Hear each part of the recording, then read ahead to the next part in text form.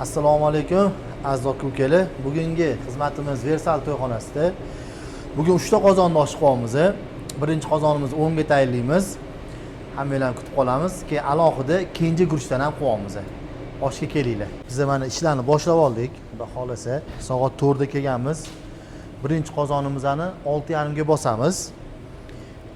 Ikkinchi qozonimizni 7:30 ga, uchinchisini 8 ga bosamiz. Bugun 3 mahal bo'ladi osh.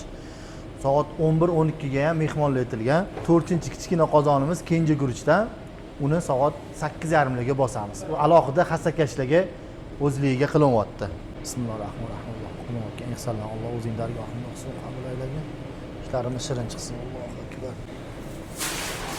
Bismillah. Bismillah. 4-chi qozon duvokanimiz mana masjidda bo'lyapti. Kenja guruchidan, xohlasa mana ko'rsanglar bo'ladi. Kenja guruchi alangadan kichkinaroq, dumaloroq bo'ladi. Kenja 07 deydi buni. Va xohlasa hasakashlarga, mehmonlarga mana shu guruchdan qo'yamiz. Alloh oshlarim surinsin, ehsonlarni dargohida. Allohu akbar.